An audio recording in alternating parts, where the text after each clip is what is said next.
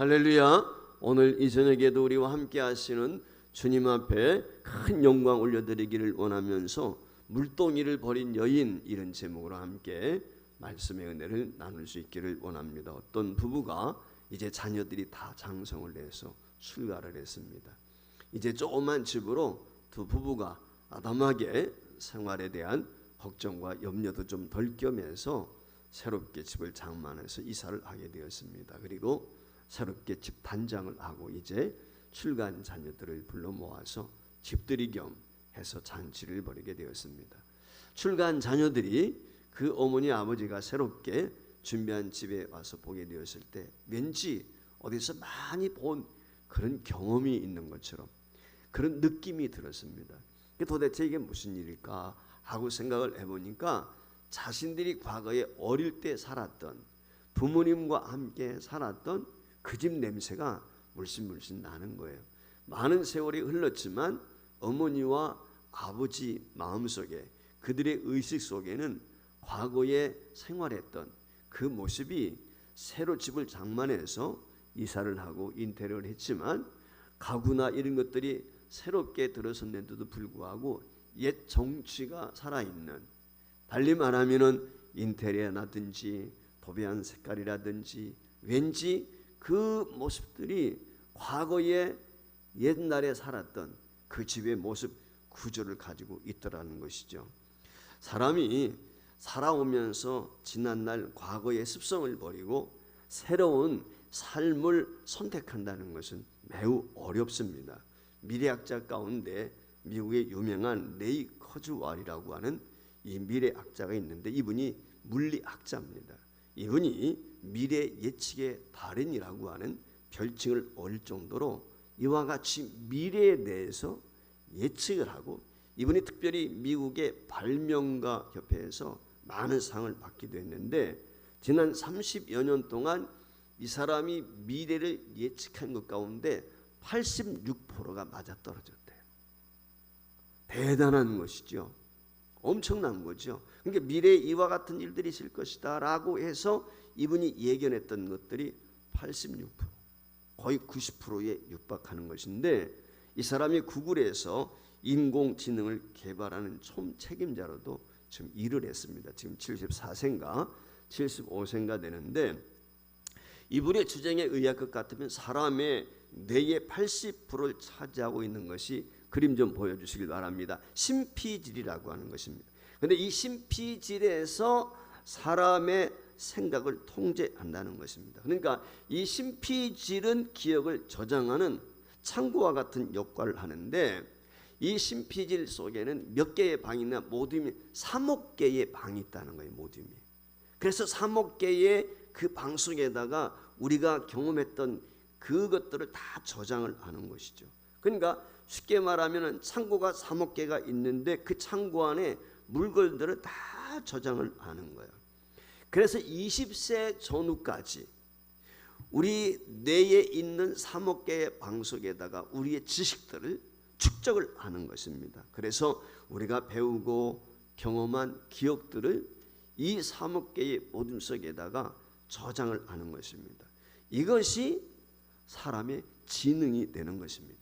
문제는 이 3억 개의 모둠 안에 어떤 것들이 저장이 되어 있느냐라고 하는 것입니다. 그래서 어떤 사람은 3억 개의 모둠에 정보가 가득 차 있는데 대부분의 정보가 반복되고 중복된 정보들로 가득 차는 경우가 종종 있다는 것이죠. 그래서 이 단순한 정보들이 이 모둠 속에 가득 차게 되면 쓸데없이 저장 공간만 채우게 되는 것입니다. 그래서 이 쓸데없는 것들로 인해서 이 3억 개의 방이 모둠이 채워지게 될 때 이런 사람들의 지능은 다른 사람들에 비해서 좀 떨어진다는 것입니다. 그래서 명석함도 떨어질 수밖에 없다. 반면에 어떤 사람의 뇌는 다양한 경험과 많은 것을 보고 듣고 배우고 느낀 것들을 가득 저장하게 되는데, 이런 사람의 지능은 통찰력과 창조성이 뛰어날 수밖에 없다는 것입니다. 그러면 사람의 나이가 20세가 넘어서부터는 특징이 하나가 있는데 그것이 무엇이냐면 새로운 지식을 내가 습득하게 되었을 때 그 새로운 지식을 저장하기 위해서는 20세 이전에 과거에 전능했던 그 모둠 속에 있는 그 기억력 하나를 버려야 된다는 거예요. 그래야 새로운 것을 저장할 수가 있다는 것입니다. 그런데 어렸을 때부터 터줏대감처럼 이 자리를 잡고 있는 기존 기억들을 지우고 이와 같이 새로운 기억을 새롭게 저장한다는 것이 쉽지가 않다고 하는 것입니다. 아마 젊은이들은 좀 덜하겠지만은 나이가 드신 분들, 저와 같은 경우도 마찬가지인데 아마 여러분들이 그런 것들을 경험하게 될 것입니다. 아주 어릴 때 기억은 잘 기억을 해요. 옛날 기억은 잘 기억한단 말이에요. 그런데 며칠 전의 일들은 기억이 안 날 때가 있어요. 그러니까 그 모둠 속에 옛날 어릴 때 기억이 가득 차 있는데 새로운 것을 저장하기 위해서는 저장 공간이 꽉 차 있으니까 그래 새로운 공간을 채울 수 있기 때문에 새로운 공간에 그 지식을 저장하기 위해서는 그동안 머릿속에 있는 어느 한 방을 비워야 되는 것이죠. 그런데 그걸 비우지 않고 새로운 지식을 내가 습득하려고 하니까 옛날 것은 기억이 나는데 반면에 얼마 되지 않은 요 근래의 것들은 쉽게 잊어버리게 된다는 것입니다. 그래서 나이가 들면 들수록 며칠 전에 이야기했어요. 얼마 전에 이야기했는데 불구하고 어른들 보면 내가 언제 그랬냐, 그런 경우를 종종 보지 않습니까? 이와 같이 뇌의 작용 때문에 사람들이 과거에 매임에서 벗어나 새롭게 변하는 것이 참 쉽지 않다라고 하는 것이죠. 그래서 사람이 40세가 되면 바뀌질 않아요. 40세가 넘으면 생각이나 기질이나 모든 것들이 습성이 바뀌기가 어렵습니다. 그래서 부부간에 특별히 기억해야 될 것은 내가 상대를 변화시킬 수가 없어요. 이 점을 늘 기억하고 그냥 인정하고 시인하고 사는 거예요. 그게 행복하지 바꿔보겠다고 하면 거기에 싸움밖에 없단 말이죠. 이 점을 우리가 명심을 해야 돼요. 근데 오늘 이게 본문 말씀에 보면 사마리아 수가성에 사는 한 여인이 예수님을 만나서 새롭게 변화되는 모습을 우리에게 보여주고 있습니다. 여기 본문에 나오는 수가성 여인은 원치 않게 어떻게 보면 인생의 모진 풍파를 감내하고 있는 한 여인이다, 이렇게 이야기할 수가 있습니다. 그녀의 지난 나의 삶을 보면은 지금까지 5번의 남편이 있었어요. 남자가 5번이나 있었단 말이죠. 그리고 지금은 5번째 남편하고도 이혼하고 6번째 남편과 살고 있습니다. 자, 지금 시대에 우리가 생각할 때 여권 신장, 남존여비 사상이 없으니까 그렇지만 2000년 전 예수님 당시에는 벌떡 5개와 물고기 2마리로 5,000명이 모일 때 남자의 숫자만 치는 거예요. 여인은 숫자 개념이 없어요. 어린아이도 숫자 개념이 없어요. 이 말의 의미는 무엇입니까? 취급받지 못했단 말이에요. 사람으로 존중받지 못했다는 거예요. 가부장적 사회 속에 살고 있었습니다. 그것이 그 시대의 율법이고 그 시대의 사회 통념이에요. 그런 상황 속에서 이 여인이 남편이 5번씩이나 바뀌었고 6번째 살고 있다는 이 말은 다분히 어떤 의미가 있습니까? 남자들한테 버림받았다라고 이야기할 수가 있는 것이죠. 그것도 한 번만 버림받은 게 아니에요. 5 남자로부터 버림을 받았습니다. 여러분 한번 생각을 해보세요. 이 여인의 상처가 얼마나 크겠어요. 마음속에 갖고 있는 이 남자들에 대한 상처의식, 그 억울함, 원통함, 그것이 얼마나 클까라고 하는 것을 우리가 익히 생각해 볼 수가 있습니다. 그런데 이 여인이 얼마나 상처를 가지고 어두운 삶의 질곡 속에 살고 있는가 하는 것은 익히 우리가 이처럼 짐작해 볼 수가 있는데, 이런 여인이 과거의 상처로 현재도 불행하게 살고 있는 것입니다. 지금도 현재 그렇다면, 자, 오늘 여기 본문 말씀에 보면 이 여인이 물길로 왔어요. 근데 그 물길로 오는 시간이 언제예요? 대다수의 여인들은 오전 시원할 때 아침에 물길로 오는 거예요. 근데 이 여인은 한낮에 아주 더운 날씨에 말이죠, 40도 50도 이 체온이 오르내리는 그 시간, 가장 뜨거운 낯에 물길로 왔단 말이죠. 이유가 무엇입니까?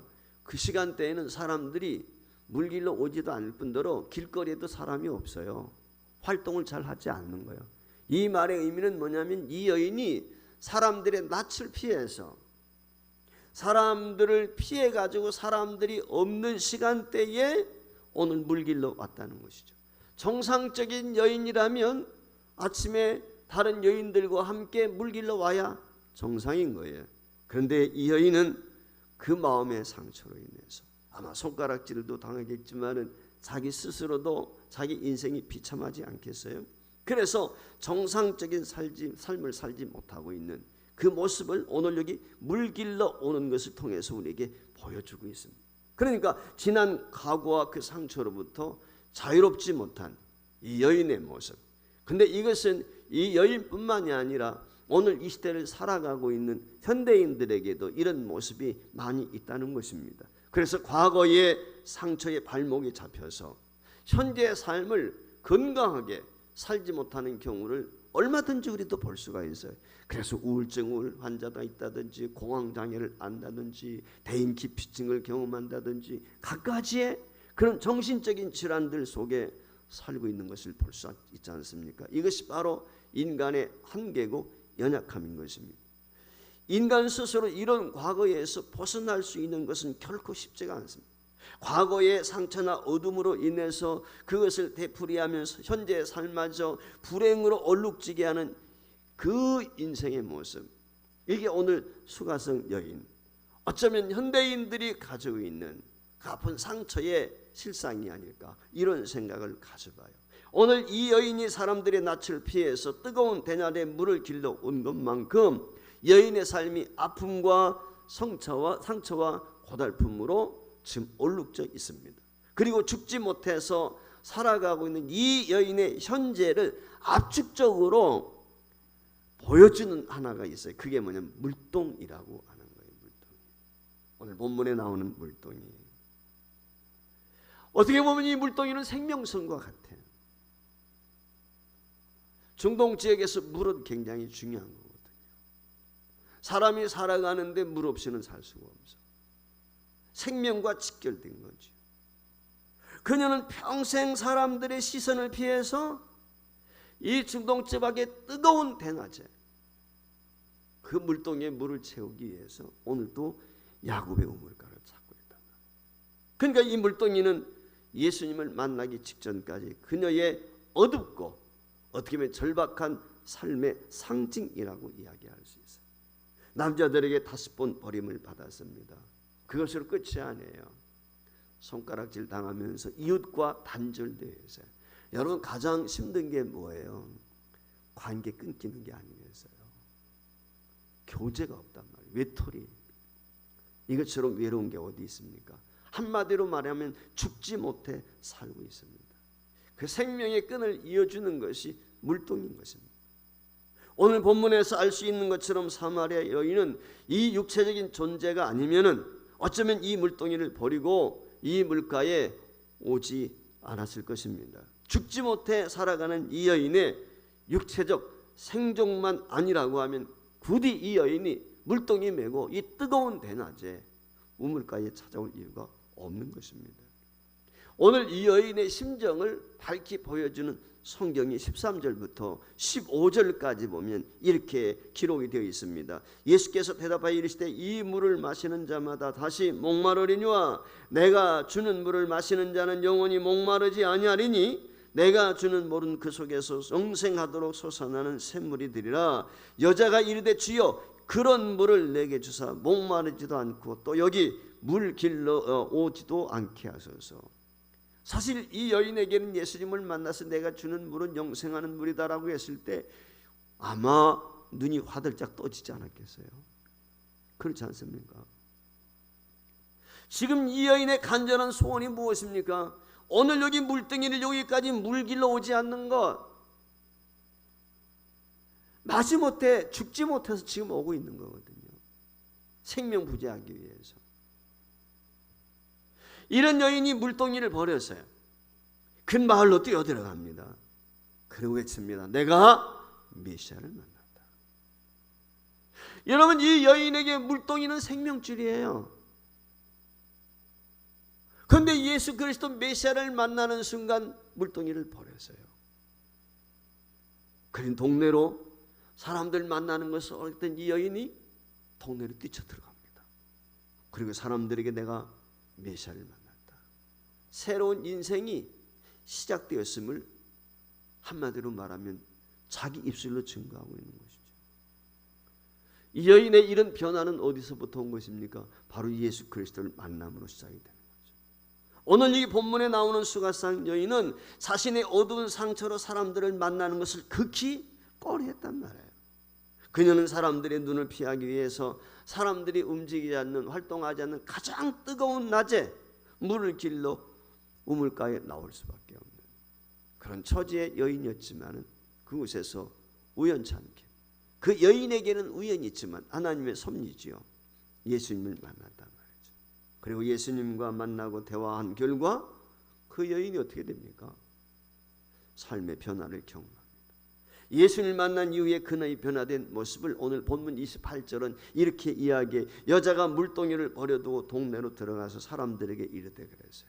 여러분, 생존적 육체적 생존을 위해서 마지못해 가지고 매일과 같이 뜨거운 이 물을, 이 날씨에 이 물동이 이곳에서 말이죠, 생명을 부지하기 위해서 우물가를 찾아왔던 여인인데, 좀 전에 말씀을 드린 것처럼 자신이 육체의 생명을 보존할 수 있는 유일한 것이 이 물동이란 말이에요. 근데 그걸 버려버렸단 말이죠.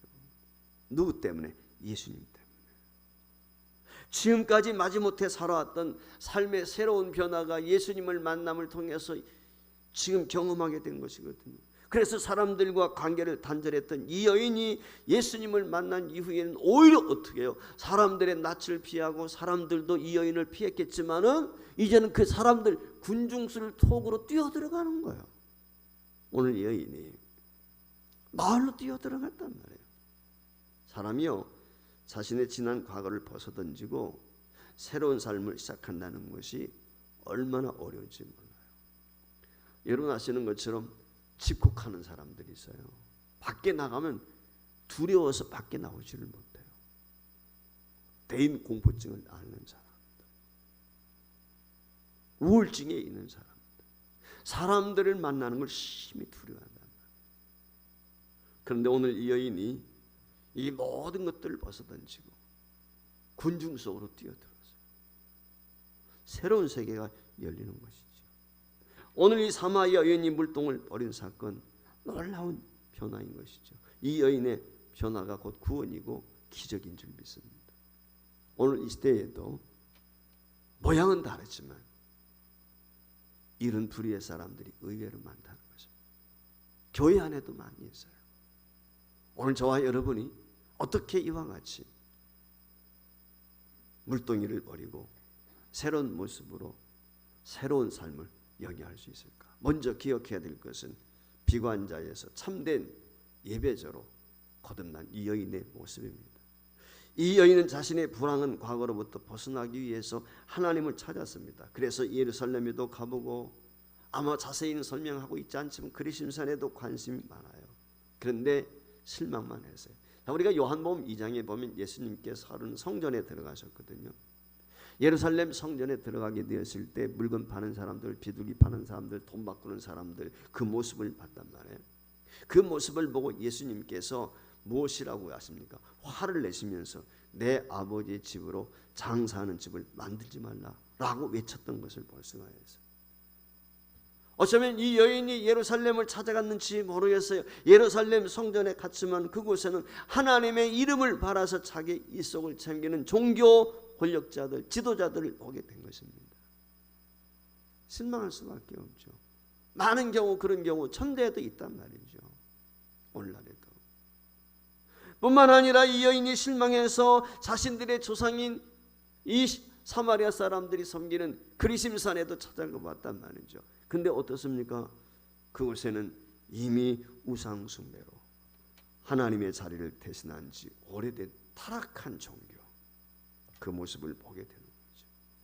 이처럼 타락한 종교 권력가들과 변질된 종교로 인해서 어쩌면은 하나님을 진심으로 만나지 못한 깊은 내상을 입고 상처를 가지고 살아갈 수밖에 없는, 누구에게도 자신의 이 아픔을 내놓고 해결받을 수 없는 그런 난감한 처지에 있는 이 여인의 모습. 근데 예수님을 만나서요, 예수님을 알게 되었고 예수님을 통해서 참된 예배가 무엇인지를 오늘 본문이 깨닫게 됩니다. 그래서 21절 이하에 보면은 예수님과 함께 오늘 말씀을 나누게 될 때 이런 말씀을 하세요.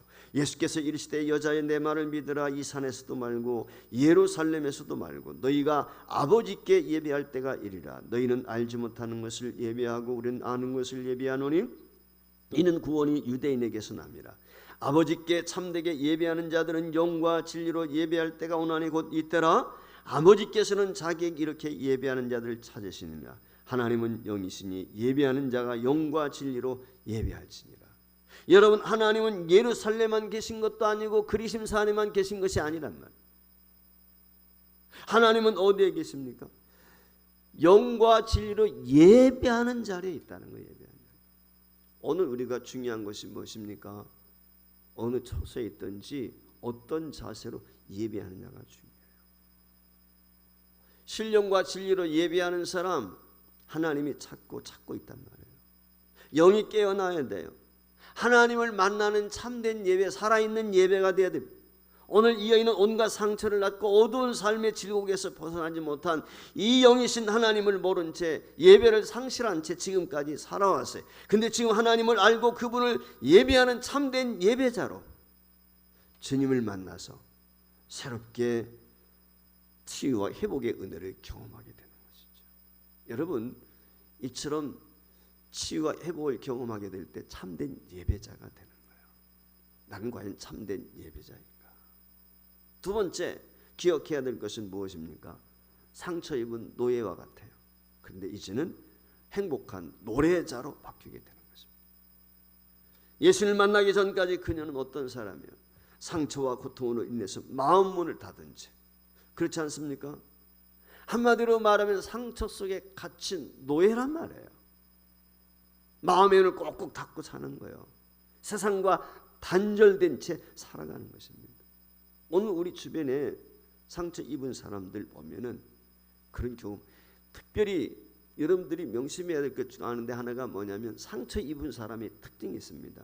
상처 입은 사람들이 자기 감정을 표출하게 될 때 공격적일 때가 많습니다.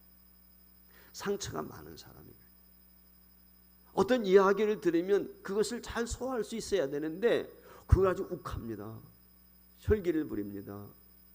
그 이유는 뭐냐면 상처가 많아서 그래요. 그래서 화를 잘 내는 사람은 어릴 때부터 무슨 상처를 많이 받았기 때문에 그게 해결되지 못해서 그래요. 그래서 굉장히 격분하게 되고 화를 내고 일방적인 모습을 보일 때가 종종 있다는 것이죠. 전혀 이웃을 이해하려고 하거나 배려하려고 하지 않습니다. 적대감이 드는 거예요. 이런 사람들은 자신도 괴롭지만 이웃도 괴로운 것이죠. 때문에 이 여인도 사람을 멀리합니다. 이웃을 꺼려합니다. 자연히 이웃과 단절된 상태, 상처로 인해서 자신이 그 감옥에 갇혀있는, 어떻게 보면 상처의 노예가 되어서 말이죠, 기뻐할 수가 없어요. 마음을 열지를 못하는 거예요. 그랬던 이 여인이 예수님을 만나게 된 어떻게 합니까? 오늘 나와 있는 것처럼 자신이 멀리했던 그 동네 사람들, 이웃하고 있지만 왕래가 없었던 그 이웃들에게 오늘 자신이 지금 들어가고 있는 거예요. 여러분, 이 여인의 이 모습은 무엇입니까? 예수님을 만남으로 인해서 내 자신 상처가 치유받았다, 회복되었다, 이걸 지금 이야기하고 있는 거거든요. 이제 이 여인은 상처 입은 노예가 아니라 치유받은 감격과 기쁨을 가지고 온 동네로 뛰쳐들어가서 고백하는 것이 무엇입니까? 야, 내가 메시아를 만났다. 나의 과거에 대한 이야기를 다 이야기한 이분을 와서 봐라 말이죠.